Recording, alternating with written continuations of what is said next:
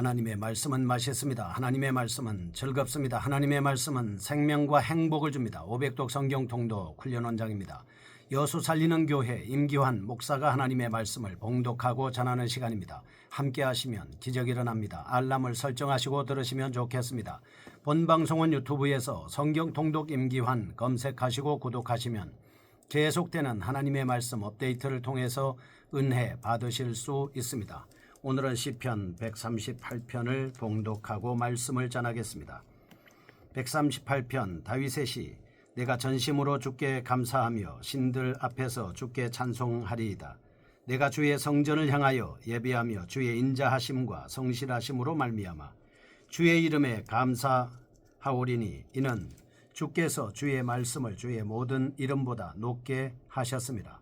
내가 간구하는 날에 주께서 응답하시고 내 영혼에 힘을 주어 나를 강하게 하셨나이다. 여호와여, 세상의 모든 왕들이 주께 감사할 것은 그들이 주의 입의 말씀을 들음이오며 그들이 여호와의 도를 노래할 것은 여호와의 영광이 크심이니이다. 여호와께서는 높이 계셔도 낮은 자를 굽어 살피시며 멀리서도 교만한 자를 아심이니이다. 내가 환난 중에 다닐지라도 주께서 나를 살아나게 하시고 주의 손을 펴사 내 원수들의 분노를 막으시며 주의 오른손이 나를 구원하시리이다. 여호와께서 나를 위하여 보상해 주시리이다. 여호와여, 주의 인자하심이 영원하오니 주의 손으로 지으신 것을 버리지 마옵소서. 아멘. 시편 138편은 하나님께 대한 감사와 찬양에 대한 말씀입니다. 다윗이 하나님의 은혜로 말미암아서 이스라엘의 왕이 된 것에 대해 하나님께 감사하며 찬양하고 있습니다. 시인은 기도 응답에 대해서 감사드립니다. 열왕들이 주께 감사할 것을 예언하고 있습니다. 주의 뜻이 궁극적으로 성취될 것을 확신하고 있습니다. 우리는 본시를 통해 주의 인자하심과 성실하심을 통한 구원을 확신할 수 있습니다. 한편 다윗이 본시를 쓸 당시의 역사적 상황은 다윗이 주변 국가 대부분을 평정한 시기였을 것으로 추정할 수 있겠습니다. 그 근거로는 본시가 사무엘하 7장과 역대상 17장을 참조하고 있기 때문입니다. 다윗은 사방의 모든 대적을 평정한 뒤에 평안을 주시고 다윗의 보좌가 견고하게 된 것에 대해 하나님 앞에 감사하고 있습니다. 하나님께서는 이스라엘의 대적들이 모두 쇠퇴하고 이스라엘 땅에 평화가 도래하자 다윗과 언약을 체결하기를 원하셨습니다. 특히 다윗 자신과 그 자손의 옥좌를 영구하게 보존하시겠다는 하나님의 언약이 있었기 때문에 그 또한 역시 하나님 앞에 영원토록 주님을 찬양하겠노라고 그렇게 하나님을 감사하고 있습니다. 사실 하나님과 이스라엘 간에는 여러 차례 언약이 맺어졌습니다. 다윗 언약은 이전에 계시된 여러 언약들보다 더욱 진보된 것입니다. 그것은 예수 그리스도의 왕국의 실체를 좀 더 분명하게 예표하고 있습니다. 결국 시편 138편은 메시아 도래의 예언시입니다. 메시아의 구원 성격을 자세하게 말해주고 있습니다. 즉 다윗의 후손 가운데에서 메시아가 나타날 것입니다. 장차 오실 메시아는 세상의 질서를 온전히 회복시키시고 완성시키실 것을 미리 우리에게 말씀해주고 있습니다. 또한 본시의 장르는 일반적으로 기도의 응답을 받은 후에 부른 감사시라고 볼 수 있겠습니다. 과거와 현재 베푸신 하나님의 은혜에 대하여 묵상합니다. 하나님의 인자하시고 성실하신 보호에 대해 진심으로 하나님 앞에 감사하고 있습니다. 시편 138편의 구성을 살펴보겠습니다. 서로 밀접하게 연결된 세 사상이 각각 독립된 연으로 이루어져 있음을 알 수 있겠습니다. 첫째 1절에서 3절입니다. 다윗이 기도의 응답으로 이루어진 큰일에 대하여 하나님께 감사와 찬양을 드리고 있습니다. 둘째 4절에서 6절입니다. 세상의 모든 열왕들이 이 소식을 듣고 그들도 하나님의 영광과 하나님의 도에 대해서 찬양할 것이라는 시인의 예상을 볼 수 있겠습니다. 셋째 7절에서 8절입니다. 환난이나 원수들의 시험 속에서도 하나님의 도움이 있을 것이라는 시인의 확신이 잘 나타나 있다 하겠습니다. 먼저 첫 번째 1절에서 3절입니다. 감사하는 삶에 대한 내용입니다. 시인의 감사와 찬양의 삶에 대해서 설명하고 있습니다. 1절은 찬양의 대상입니다. 내가 전심으로 주께 감사하며 신들 앞에서 주께 찬송하리이다. 아멘. 2절 찬양의 이유에 대한 말씀입니다. 내가 주의 성전을 향하여 예배하며 주의 인자하심과 성실하심으로 말미암아 주의 이름에 감사하오리니 이는 주의 말씀을 주의 모든 이름보다 높게 하셨습니다. 아멘. 3절은 시인의 간절한 기도입니다. 내가 간구하는 날에 주께서 응답하시고 내 영혼에 힘을 주어 나를 강하게 하셨나이다. 이렇게 하나님 앞에 감사하는 내용으로 구성되어 있습니다. 시인은 본단락에서 인간이 하나님을 찬양해야 할 이유는 주의 인자하심과 성실하심 때문이라고 밝히고 있습니다. 출애굽기 34장 6절 이것은 하나님의 고귀한 속성입니다. 시인은 특히 언약에 신실하신 하나님의 사랑을 강렬하게 부각시키고 있습니다. 이 신실하신 하나님의 사랑은 신약시대에 와서 복음의 핵심으로 부각되고 있습니다. 사도 바울은 이를 예수 그리스도의 십자가로 압축시키고 있습니다. 따라서 우리는 언약에 신실하신 하나님과 언약을 온몸으로 성취하신 예수 그리스도의 사랑을 높이 찬양해야 하겠습니다. 고난당할 때 소망을 발견할 수 있는 시편을 찾아보겠습니다.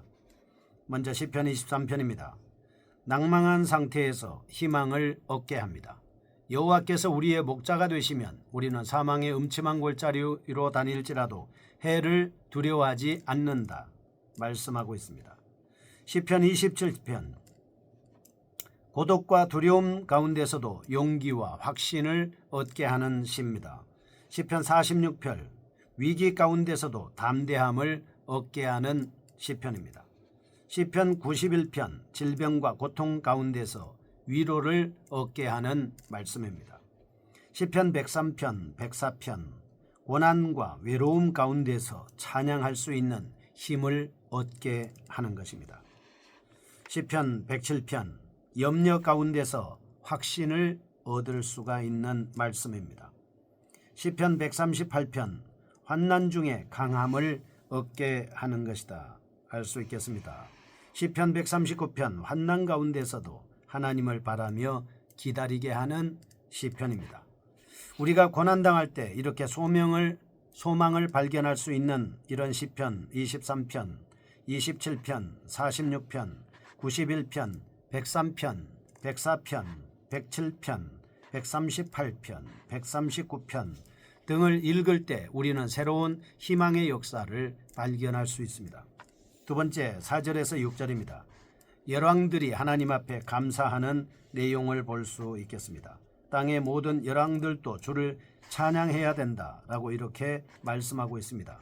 4절 여호와여 세상의 모든 왕들이 주께 감사할 것은 그들이 주의 입의 말씀을 들으며오며 이스라엘 백성들만 하나님 말씀을 듣는 것이 아니라 모든 열왕들도 하나님 앞에 말씀을 들어야 된다 하는 것입니다. 5절 그들이 여호와의 도를 노래할 것은 여호와의 영광이 크심이니이다. 아멘. 주께 대한 열왕들의 하나님 앞에 대한 감사입니다. 6절입니다. 여호와께서는 높이 계셔도 낮은 자를 굽어 살피시며 멀리서도 교만한 자를 아심이니이다. 비천한 자들까지도 돌보시는 하나님으로 구성되어 있습니다. 시인은 앞에서 주님이 자기의 간구에 응답하시고 자기의 영혼을 강하게 하셨다고 찬양했습니다. 이제 더 나아가서 땅의 모든 열왕들도 주를 찬양해야 한다고 주장하고 있습니다. 맞습니다. 온 인류가 하나님을 찬양해야 하지 않겠습니까? 사실 다윗은 하나님께 기도할 때 즉각적인 응답을 많이 받았습니다. 여러분과 저도 하나님 앞에 기도하면 하나님께서 즉각적으로 응답해 주십니다. 이러한 하나님의 응답은 다윗에게 용기를 심어주었고 또한 전쟁에 대한 승리의 확신도 가져다 주었습니다. 다윗이 잘못을 저질렀을 때든지 혹은 하나님의 말씀에 잘 순종하고 있을 때든지 하나님께서는 언제나 성실하게 반응을 보여주셨습니다. 이러한 하나님의 사랑을 경험했던 시인은 이제 본시를 통해서 모든 열왕들도 주께 찬양해야 한다고 말하고 있습니다. 왜냐하면 말입니다. 그들도 하나님의 언약의 말씀을 듣고 있기 때문입니다. 그런데 역대하 9장 22절에서 28절 이러한 일은 다윗 생전에 일어났던 일들이라고 보기는 어렵습니다. 아마도 그의 아들 솔로몬 시대에 이루어진 사건을 가리키고 있다라고 하는 것을 알 수 있겠습니다. 솔로몬이 하나님께서 주신 지혜로서 왕국의 평화와 번영을 이룩하고 유브라다 강에서부터 블레셋 땅과 애굽 지경까지 통치하자 천하 열왕이 하나님께서 주신 그의 지혜를 들으며 그의 얼굴을 보기에 예물을 가지고 왔던 사건을 의미한다고 하겠습니다.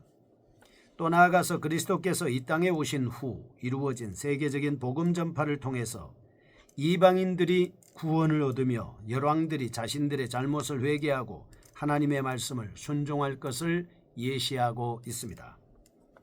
아울러 시인은 하나님께서 인간의 마음과 생각을 감찰하시고 겸손한 자에게 은혜를 베푸시며 교만한 자에게는 행위대로 심판하신다고 말씀하고 있습니다.